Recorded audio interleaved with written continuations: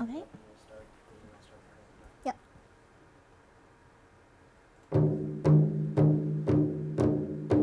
For thousands of years, elders and knowledge keepers have used stories to educate future generations. Stories and words can help heal our hearts and make Mother Earth a better place for all people. This is Healing Hearts.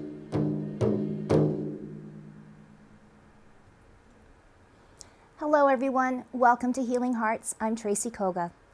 Well, part of being a parent is experiencing that wonderful feeling of watching your child play sports. You cheer on that big win and you comfort when they lose. But what if your child received racial slurs? Well, tonight we're going to have a heartfelt discussion just about that. Learn more about the anti-racism in sport campaign and how it is bringing hope to Indigenous and newcomer communities. Healing Hearts starts right after this. So the Hive is a climbing and fitness facility, so we're bouldering only, which means no ropes or harnesses. We use mats for protection. But the four pillars of our business are climbing, education, health and wellness, and community, and those aspects all kind of come together to create like a 5-star climbing experience.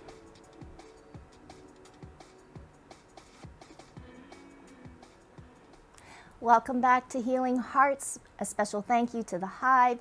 And now let's open it up to our gallery. We have a full house tonight. I want to welcome Gololcha, Gode, Keegan, Roger, and Donald here. Welcome to Healing Hearts, everyone. And the conversation, I think, is going to be, like I said, very heartfelt, but true and sometimes hard. So anyways, I'm going to go to Roger and his son Keegan to share your story, to start everything off, and to, I guess, set the tone for our conversation tonight. So Keegan, maybe I'll let you take the reins right now. Okay. Sorry, I'm a little shy. My name is Keegan Gawish, and I faced racism in a hockey game, or during hockey. And it mentally made me want to quit hockey. And I didn't feel too bright as a person during the time. And that's basically it. It impacted not just me, but like my relatives, my teammates. Impacted everyone who's close to me. Oh. Keegan, what team did you play for, and what particular game did this incident happen? I played for the Minnesota Chancellors. It's a high school hockey team, and it happened October 31st in Swan Valley, I'm pretty sure. And yeah. And was it just one incident, Keegan? It was kind of like all over the game, but the big part was like at the end when the rest of my team heard it. I was just slacking it off because I don't know, I just didn't let it bug me. But then at the end of the game, when my teammates heard it, they went off, and then we let my coaches know what happened, and then they had to talk with the other team's managers and stuff like that. That must have been kind of scary, though, to see how things could escalate so quickly. Yeah, like I wasn't too bothered. Like, I was upset that happened, but I just didn't really let it bother me at first. But then after a while, I just realized like I just faced racism, and like it's 2020, it was 2021, and racism's still going on. Like, it's not a small deal anymore. It's really big, and seeing how much it still goes around is like heartbreaking. And the fact that teenagers and kids go through that is so heartbreaking. No, it is. And I'm sure you're well aware, too, of what's happening, in the NHL. PK Subban speaking out for his brother who faced an incident on the ice. And I mean, it just happened so recently. And then when we're going to be having this conversation, it was just like, oh my God, this is a systemic problem, like everywhere. And like Roger, now as a parent, you were not at that game, is that correct? No, I wasn't there. The team manager contacted me and informed me of what happened. shortly after they finished playing. So yeah, we didn't hear it from our son right away. We heard it from a member of the team. So Yeah. So once you heard this, uh, obviously what was going through your mind, but more importantly, how did you handle it in conversation with Keegan? oh well, like I had a like he's never approached us like that before. Like, he's never said like, I want to stop playing. So we knew right away that something was definitely wrong, right? So something really, really big happened to him, like something that affected his will to play with something he's loved doing his whole life.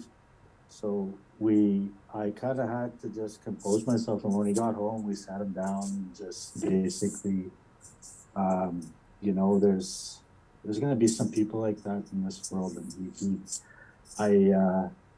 we just kind of urged him to not quit, and like after a talk, and then we kind of just composed ourselves after a while. And then he kind of got that will to play again, and a couple of days later he want to quit, so that was good. Oh my goodness.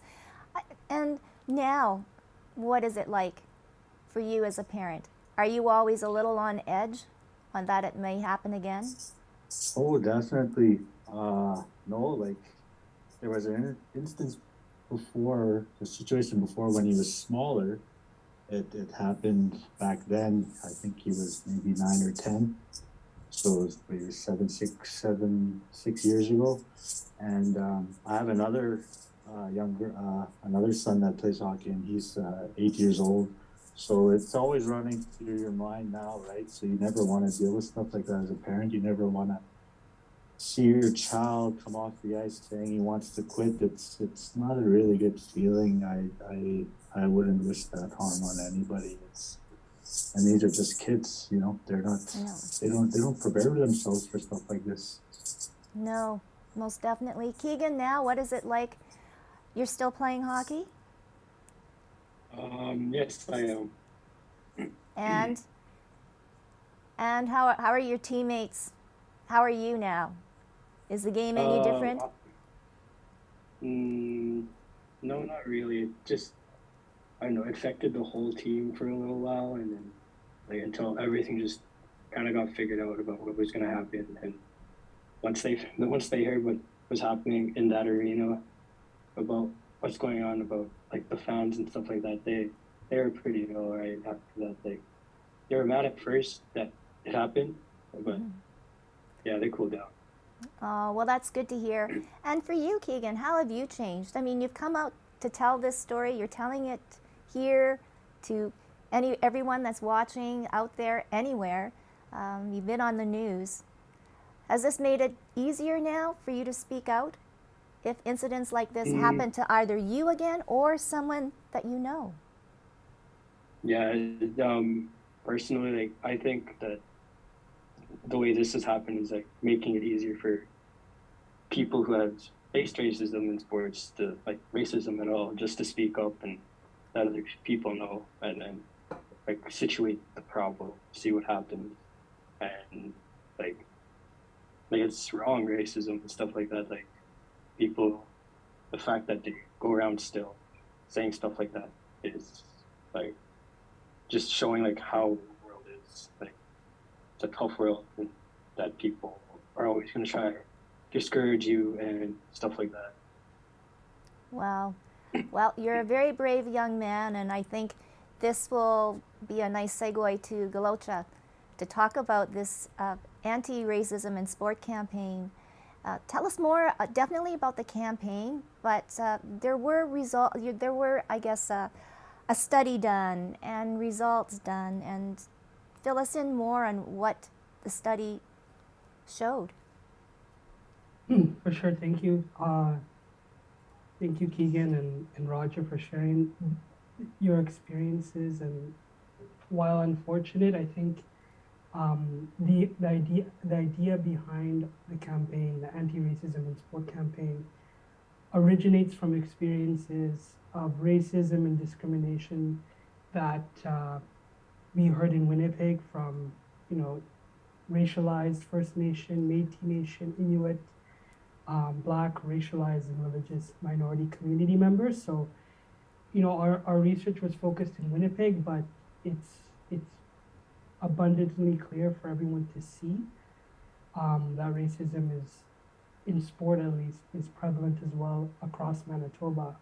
About the campaign, our goal is we're seeking to increase and promote and engage in discussion on anti-racism in sport and the presence of racism at all levels in Winnipeg and its impact on people's lives, and to raise awareness and address and find ways to eliminate racism and discrimination that's, experienced by First Nation, Métis Nation, Inuit, Black, racialized, religious minorities here in Winnipeg. The campaign is multifaceted. We have, Tracy, as you mentioned, the research component, and I'll speak about that, but we also have a training component that we are now offering to provincial sport organizations, community clubs, board members of these sport administrators, match officials, and it's a three-hour module that is basically an introduction into anti-racism literacy, and what that means and what they can do as to be anti-racist in sport. We have a public awareness campaign that we launched a video that Godi was one of the stars in that video there, and we have school presentations that provided to middle school students where we developed it in collaboration with the Manitoba Association for Rights and Liberties, and we have one pro athlete and one community sport leader that go and talk about the types of racism, how they're experienced in sport, and form anti-racism actions and promotions of inclusion in sport for the young people. But in specific to the research findings that we had, working in close collaborations with the University of Manitoba, what we found was there is racism within the sports system in Winnipeg. And within that, there is a culture of rejecting and ignoring racist incidents when they report it. People are refusing to acknowledge the problem. And when it's discussed, policies that are supposedly to reject racism are not being brought to the forefront to address them. In continuing that, there's the impact of racism is multiplied for those that experienced exactly what Keegan has, felt. This desire of not wanting to feel to continue to play sport is something that the research has also found. There's a failure to recruit, and that means there's also a shortage of potential coaches and referees who are not from white settler Canadian background. So the sport ecosystem is very narrow in what it looks like, and it doesn't create a very welcome and inclusive environment for that. So one of the key recommendations that we had within the research was there was a need of education and training focused on anti-racism literacy. Many people don't know what an anti-racist is. They don't know what unconscious bias is. They don't know what is white privilege, what is whiteness, and how does that impact sport in Winnipeg. So that's one of the findings that we kind of morphed into the training and to work with sport leaders and sport individuals within the ecosystem. In addition to that, there's a need to increase anti-racism awareness. So individuals like Keegan and Roger to show their bravery and to step out and talk about their experiences and what are the next steps that are going to happen in terms of addressing that. So where there's a need for that. And finally, there's a need to take action in addressing the structural inequities, I should say, when it comes to racism in sport in Winnipeg. Why is hockey have a culture like that? Why is soccer have a culture like that? Why is there a culture of dominance in volleyball? We have to look at this and think of what are the systems in place in recruiting, in making it accessible. Why is there no community centers playing sports across the north end of Winnipeg. We have to look at the structural issues, and that comes in with the intersectionality of, income, religion, race, women in sport. All of that is included into that. So those were some of the findings we found, and yet they were restricted to Winnipeg. The scope of it was individuals who was in sport for the last 40 years to the last 2 or 3 years. So this is something that is not brand new. It's something that has been here for a while. And this campaign, and as well as the bravery of a lot of young people and people across Winnipeg and Manitoba stepping out and telling their stories, hopefully we can really make sport in Winnipeg a safe space for a lot of people. Well, and it's too bad because sport is something that is so universal, and it teaches kids how to play on a team, or, everybody should have the experience of the thrill of winning and the loss of defeat or whatever, but definitely not having to face racism at all. And speaking of sport, we have Don Burrell, and if that name rings a bell, well, it could be because you remember him playing for the Winnipeg Blue Bombers, and a very good player, to be very, very truthful. And we're so happy, Don, that you are here still in Winnipeg, and also going to be involved in this campaign as a school presenter. So share with us a little bit about, I guess, your experience in sport. You faced racism, and then why this campaign really rings true to your heart. You're muted, Don. The beauty. All right. Thank you, Tracy. I got involved with this campaign to utilize my platform as a former professional football player to encourage young people like Keegan to speak up when I didn't speak up, when I had a chance to. I was a member of the Winnipeg Blue Bomber coaching staff in '09, and I had a staff member to utilize the N-word referring back to me, and I didn't speak up about it. I stayed quiet about it. And when the opportunity came for me to be a part of something I think is very crucial in this community, and to deal with racism and to have had that experience, I wanted to give back to the community and share my like of stepping up and encourage other young people like Keegan, whether it's hockey or whether it's football, when you're in those situations and when people are, and like he knew that this is wrong. And I knew it was wrong when my coworker used the N-word referring to me, but I didn't speak up about it, and I kept quiet about it. And I think that something has been kind of kneeling at me for a long time. And when this campaign came across for me to have an opportunity to give back, I jumped at the opportunity. Also, I wanted to share my experience as being the only African-American high school coach in Winnipeg high school football who had an undefeated season. My team averaged 50 points a ball game, and I wasn't voted coach of the year at the end of the year. And to me, I look at that situation and I'm saying to myself, is it racism? Is it cronyism? I'm not one of the cronies. I'm an African-American. I'm Black. I was the only they're all school teachers, and I was the only non-school teacher. So what avenue did they use to keep from naming me coach of the year, and the emotional scars that did to my players? Because I don't play anymore, I coach. And for my players not to get that recognition is one of the things that I think we have to look at high school football and saying, are they not voting for me as coach of the year because of the color of my skin? Or they're not voting for me for the coach of the year because I'm not a school teacher? I just think we need to look at, I think it's racism. I think it was. I think it was discrimination, however you want to, whichever avenue you want to look at it, it was discriminating against me.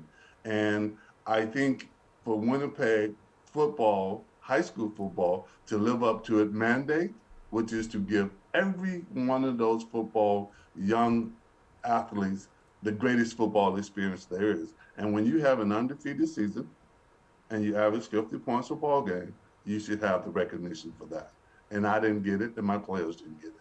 So when this opportunity came for me to speak out about racism in sports in Winnipeg, I jumped at the opportunity because I think I have a lot to give back to it. And quickly, Don, do you think it's lack of education or a lack of understanding? And you know what? Feel free, anybody else here on the panel, to jump in.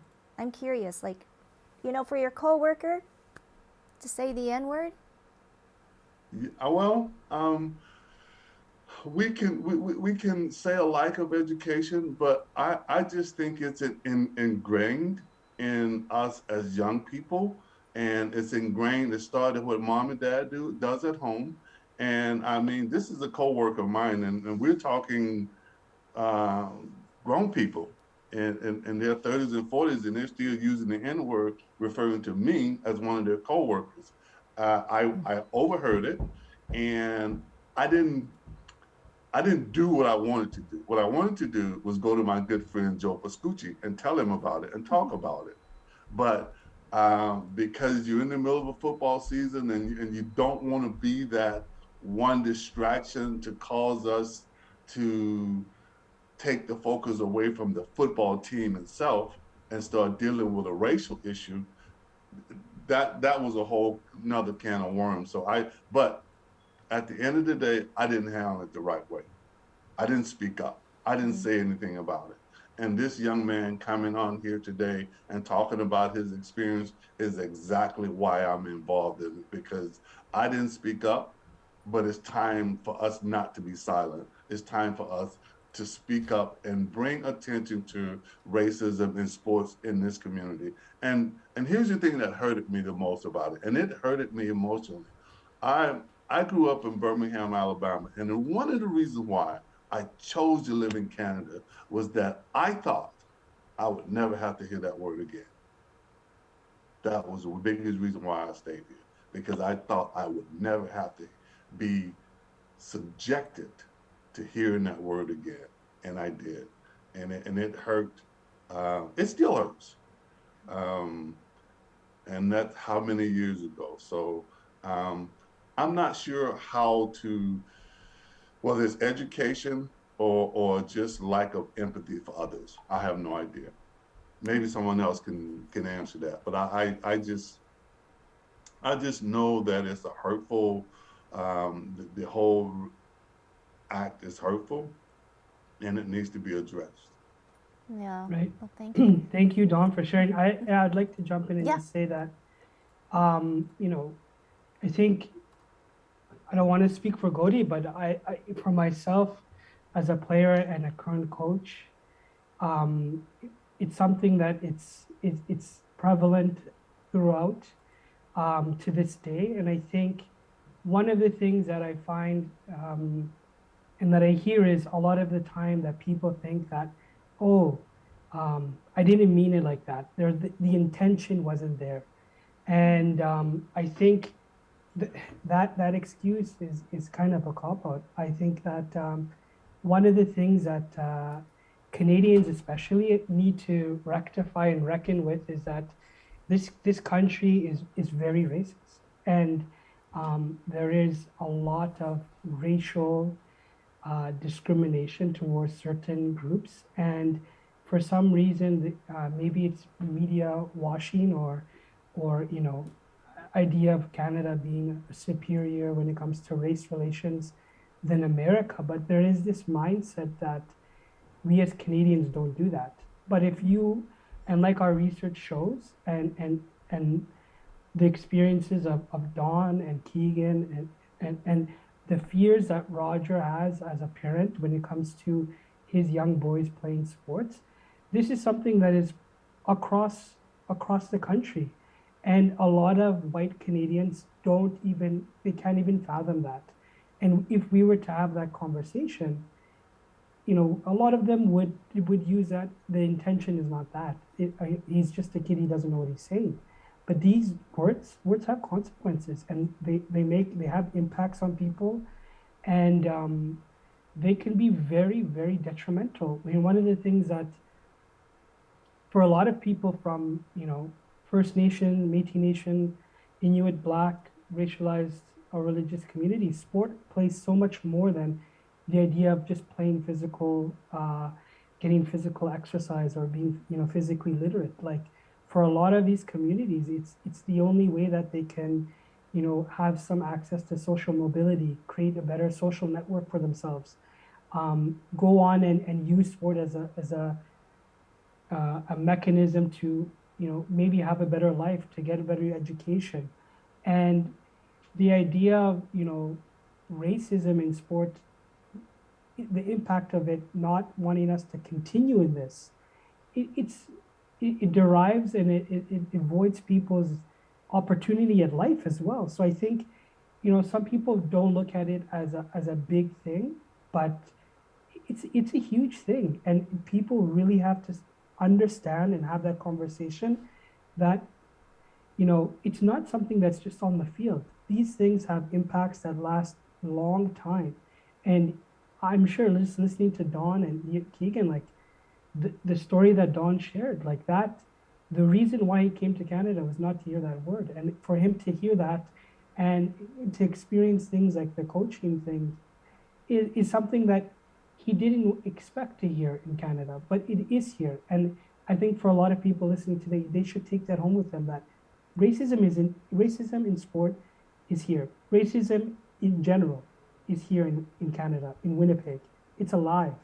It's everywhere. It's embedded into all the social institutions, every kind of institution, and it's something that we as a nation, as a city, as a province, really have to reckon with. And if we really want to say that we are, this model for the rest of the world, then we have to change, and we have to really look at a lot of the systems that we have in place and dismantle them, and then build them into a way that is much more inclusive and equitable for all. Oh, wow. Well, thank you, Gololcha, for sharing. And I think everybody shares in your sentiments. And we've got a lot of work to do. But I think this is the start, right? It is talking and sharing. So, Godi, you've been listening to all of this. I'm curious, though, first, like for you, share with us what you've built. You founded and are the executive director of the Manitoban African Cup. What has this brought to your community? Yeah. So for the whole purpose of the Manitoba African Cup of Nations, the whole purpose was seeing on how we can bring our African communities together. And like Gololcha has mentioned, sports is more than just a game to majority of our communities. It's a way that we socialize. So that was the whole purpose. But then we started digging down deep. We realized that there's a lot of work that needs to be done in the community. So I started another initiative which was called a free-to-play program, which I realized that saying that accessibility to sports was not just a barrier for the newcomers, but for everybody that's living in low income. So we started this initiative was pretty much was to provide a free soccer academy for inner city kids. For all backgrounds, all race, all nationality, because we understood that it's a problem or it's a barrier that is facing a lot of youth in inner city areas. So that's the reason why we started the Manitoba African Cup of Nations and also the free-to-play program. Wow. Now, for you, have you faced racism? Yes, I have faced racism all levels here in Manitoba, as a recreation player, as a coach at university level. So I have played here soccer pretty much at all level, right? I played from recreation to premier to provincial to college to university, but also now I'm a coach, but also I'm a community organizer of sport. And I see racism show its face or display in many different areas. I remember as a player, I did face racism when I was, I think, this is about 6, 7 years ago. I was playing, and I did face racism as a player, but also when I started coaching. As soon as I started coaching, I started because I was coaching a newcomers sport, newcomers youth. When my kids will go and compete with other clubs who are coming from inner city, and of course you're competing against everybody else. The referees and the way other parents that were talking about our kids, oh, probably that's not their age, they're too big, they shouldn't be doing this, they shouldn't be doing that. And then always had harsh comments. And also the way the referees will handle certain situations, they were always harsher on our kids. And we couldn't understand that. So I would say racism does exist here in Manitoba. I've seen it, I've experienced it firsthand as a player, as a coach, but also we are seeing it as as a community leader, trying to facilitate, trying to see on how we can bring, we can create accessibility for sports for all kids, because I think a financial barrier, it's a big system that is there that sometimes we don't talk about. Yes, there's wonderful initiatives and programs like Kids Sport. For example, Kids Sport is a wonderful program. I was a beneficiary from that program, but you look at the application form, if you were to say, this is a kid, you say, okay, is finance the biggest barrier, but take this application form. A lot of the newcomers' families cannot be able to complete the form. So that alone becomes a barrier. And we have been talking about this for many, many years, but the system doesn't change. And I don't think so they recognize that it's actually a barrier that is there. Wow. We're learning so much. What we think is like so simple, right? Godi, like filling out an application form. It isn't. And you're right. You're totally right. Well, once I get Keegan back on the screen, I'm going to swing it back to you, Keegan, and Roger, too, now. I was interested. Godi mentioned it. Don sort of touched on it. So correct me if I'm wrong, though. Keegan, you play like out of town, right? You said Minnedosa Chancellors? Yeah. So you play, Yeah. do you play just within the small towns in your area? Or do you ever play against city teams? Like Western Manitoba, like Brandon Okay, Brandon. area, like Wawanesa, I believe, and then so I think we go up to Carberry, Swan Valley, just around this region, basically, Right. like Russell. Well, Brandon, Yeah. okay, would probably be the biggest, I guess, city, so to speak. Do you notice a difference where you go to play, and especially now since your experience, or do you find that it's always the same thing? Like when you go into that rink, you're gonna get. No, it's honestly different. Like I have friends on like different teams, and then Yeah. I don't know. I kind of just went around the league, and they're asking if I was like okay and stuff like that. Just Oh, that's checking in good. on me, seeing if I was fine. Yeah, and I was, and just seeing how much people were there supporting me Oh, made me that's feel a lot awesome. better than I did before. And yeah, Well, and I think, and correct me maybe too if I'm wrong, Roger, having your son speak out, I think really resonated with his peers, with youth, right? And it's really maybe it's the parents that might need a little bit of.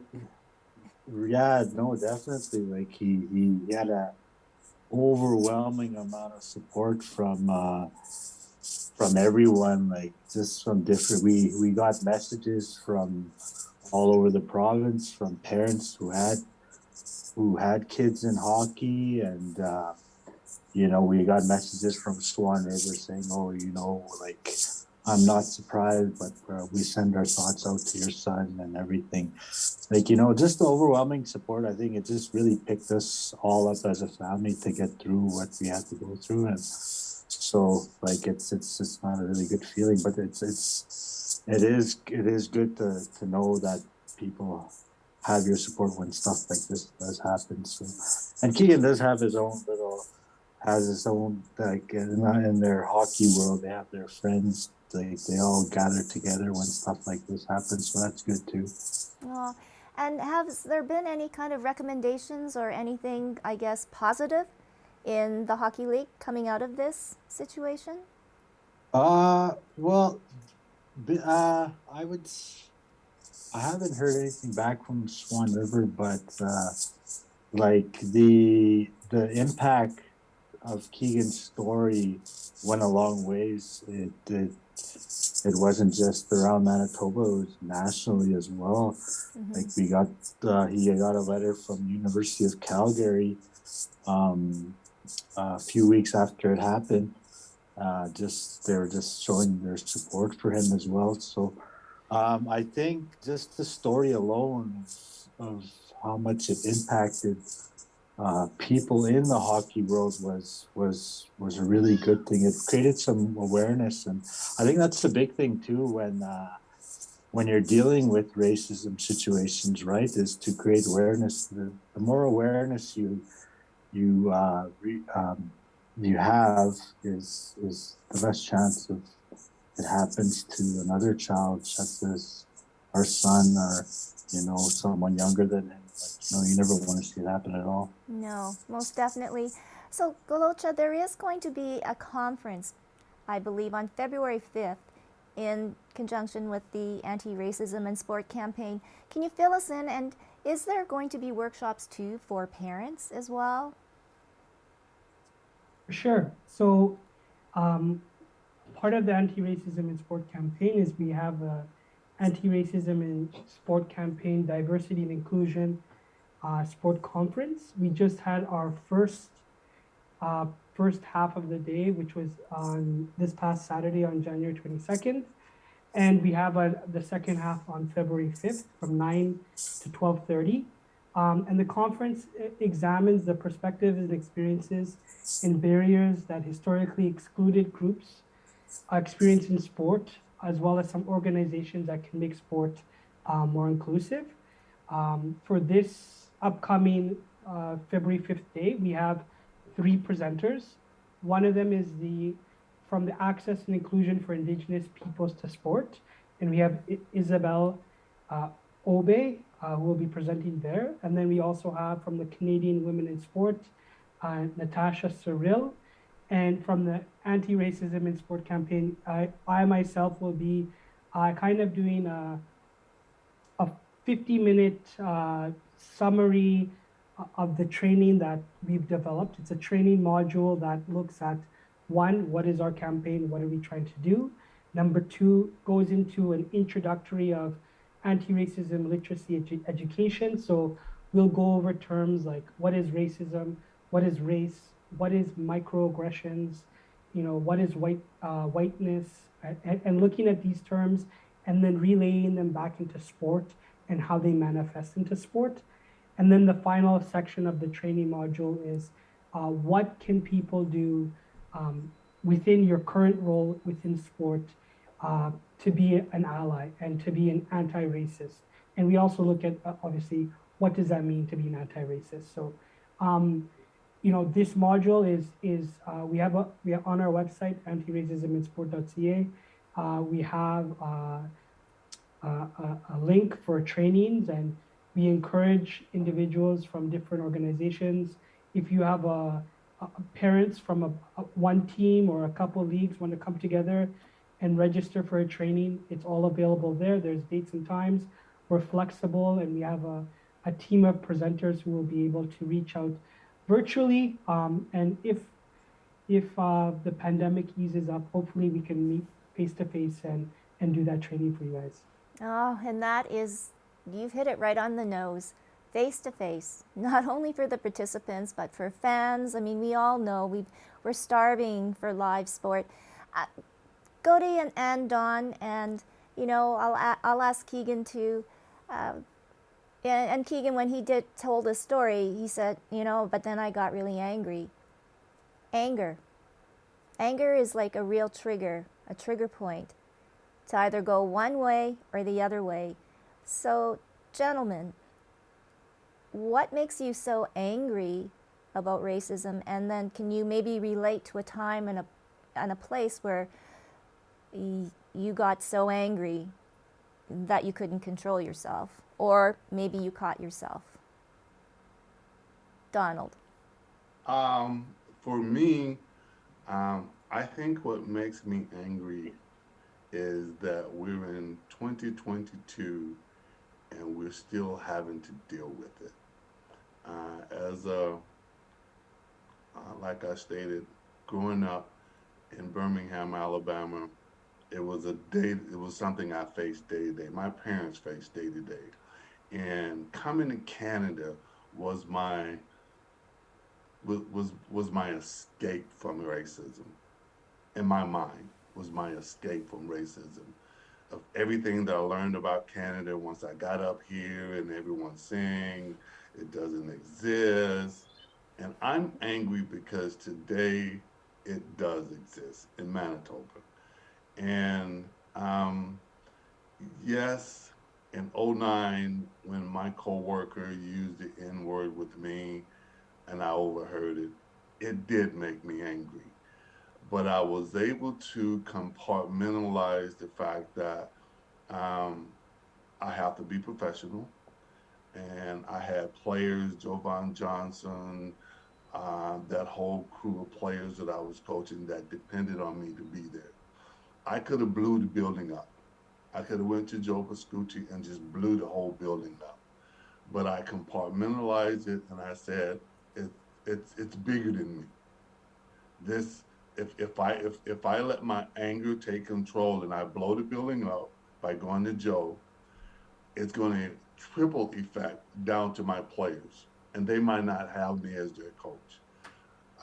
So I compartmentalized, but I kept quiet, and I'm angry at myself, and I'm angry at the world that we still live in.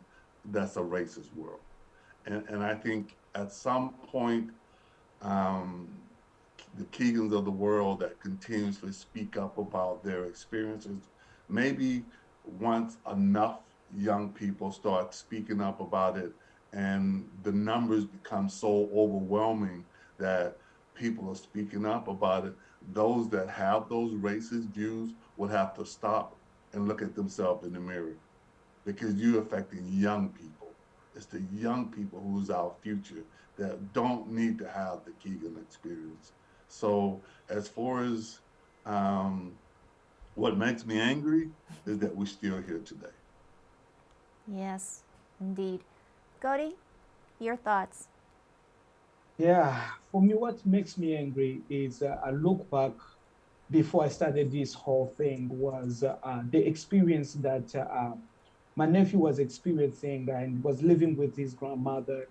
And the situation was during that time, there was one season that he could not have paid for his soccer club, and they told him, unfortunately, you cannot be a part of a team.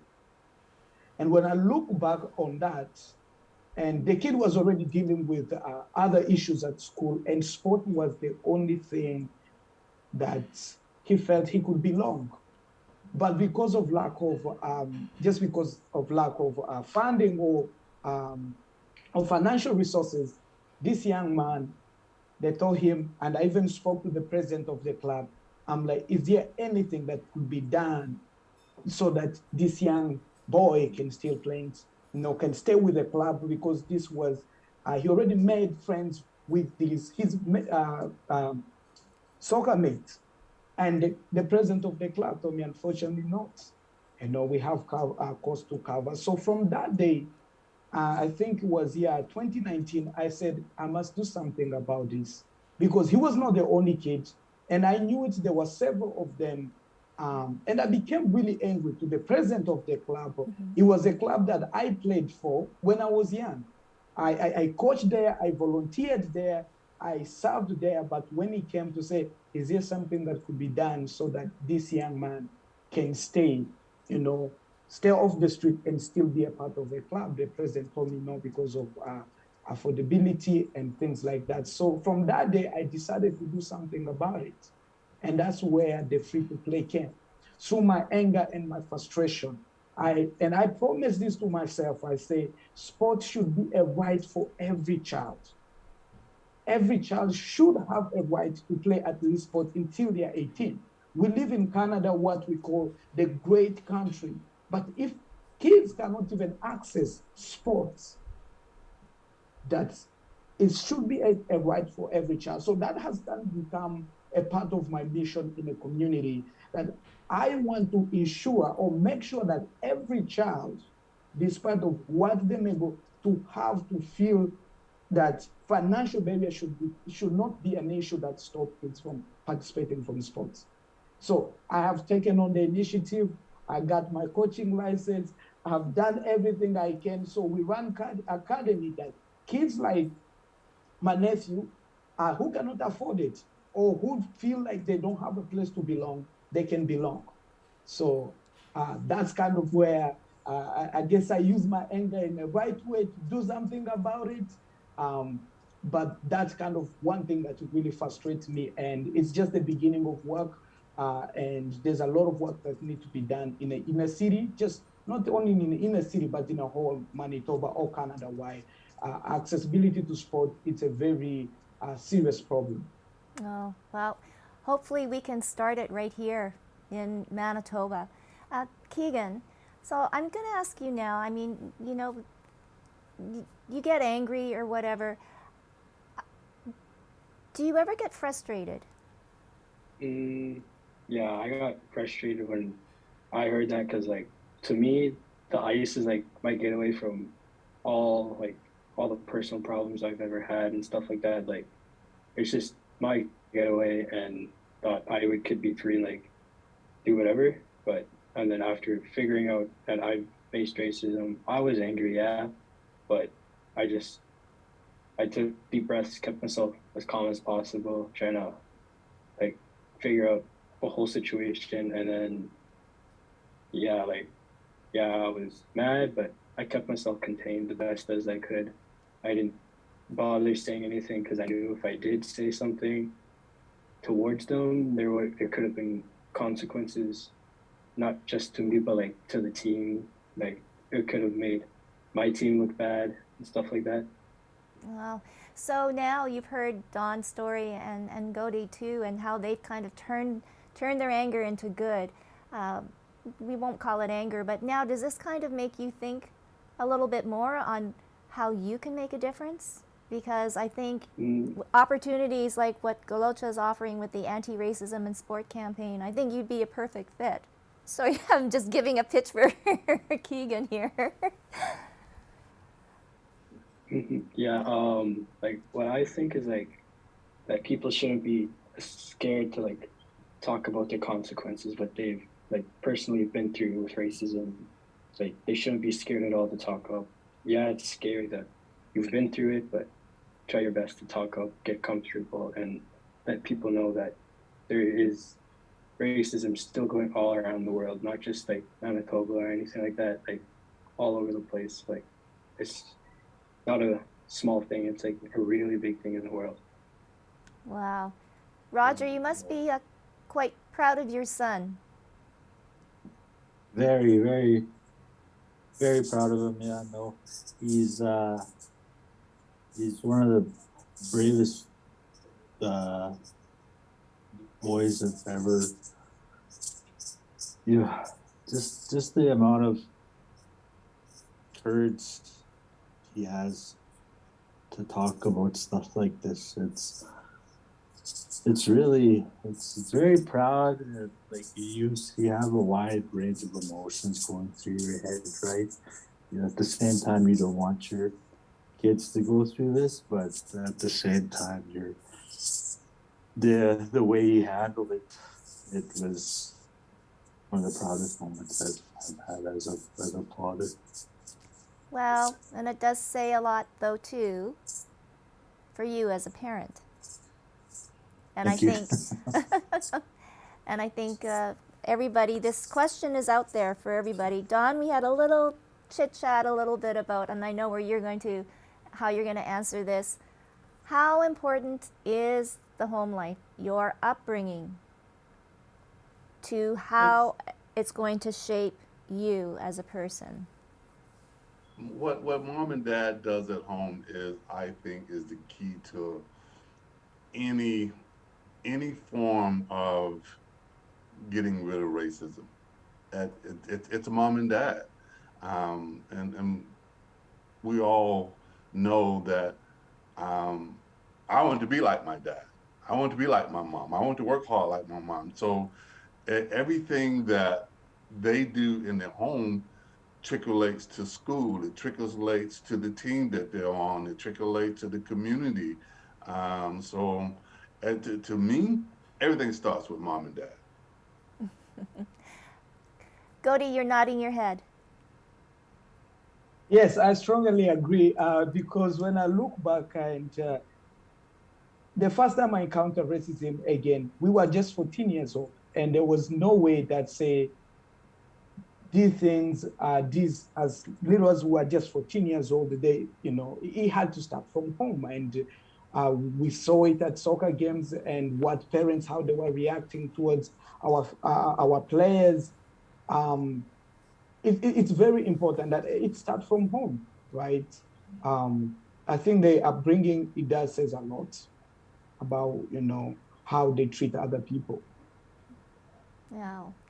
And Gololcha, how do you feel? What do you think? Yeah, I think it's. I think, like everyone said, it's tough, and I commend a lot of the champions and the leaders, like people like Keegan and Godi and Don, for talking about their experiences and really making themselves vulnerable and to share what they've gone through. I think it's an unfortunate reality that they have to experience something and for people to realize it's going on. But I also think that it's something that also doesn't come out of nowhere. These are things that as young children and young people see and hear at home, at social gatherings, at wherever it may be, and it becomes something normal to them. So we need to call it out and call it what it is. So, what would be the first thing that you would like to see change if you had the power to do it? Keegan. For me, it's just like the people like think about the stuff they're gonna say. Like, just take a second thought. Like, is this hurtful? Could this make a big impact on the person I say this to? Like, are they gonna like it or anything? It's gonna mess them up mentally, physically. Like, how is it gonna affect them? It's not gonna it won't affect the person saying it, but it's gonna affect who they're saying it to. And Right. I don't know. Like, people just gotta think about what they're gonna say and stuff like that. Take second thoughts. Like. No, that's for sure.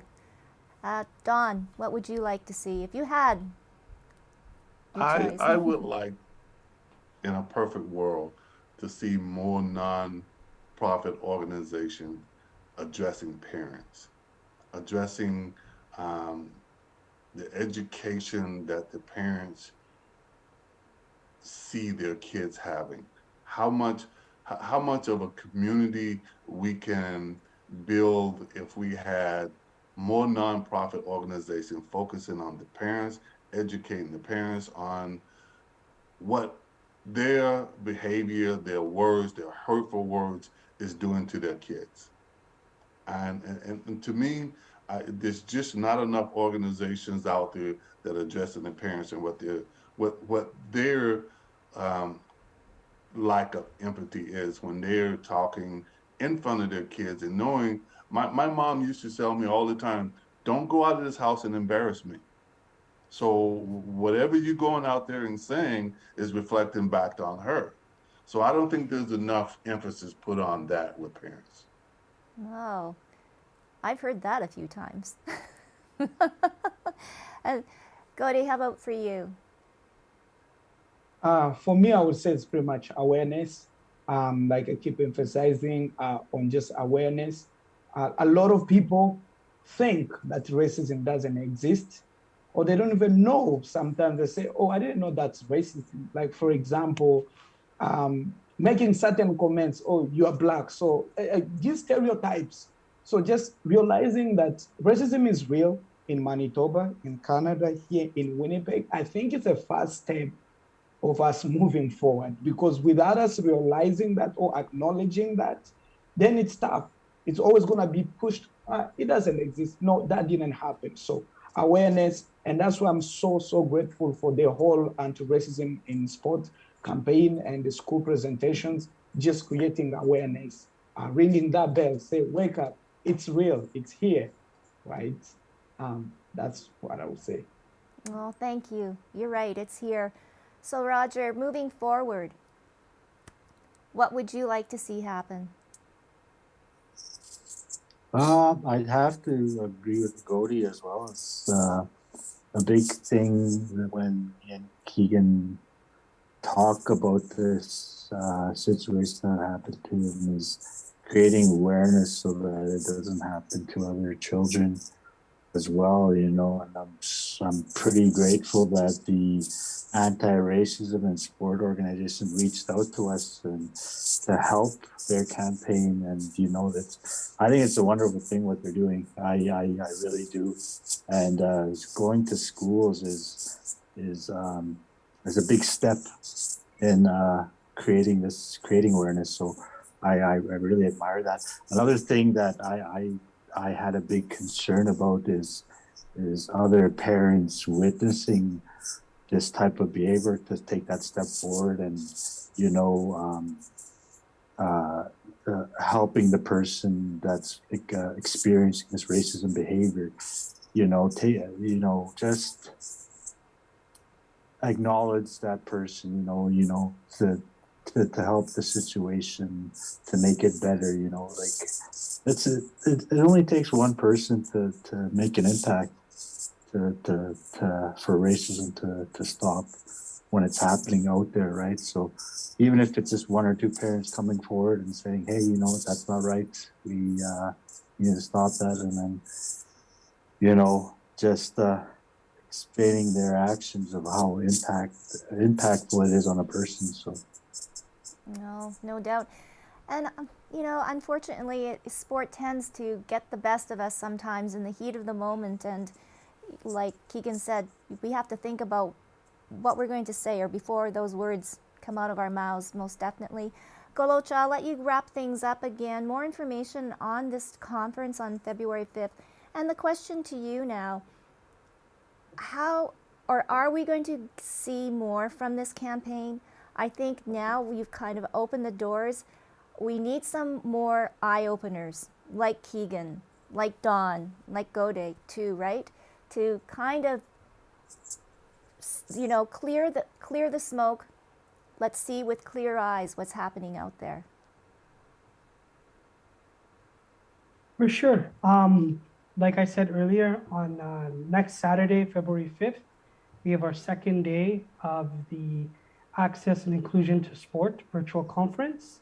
3 speakers, Isabel O from Access and Inclusion for Indigenous Peoples to Sport, Natasha Cyril from the Canadian Women in Sport, and myself doing a brief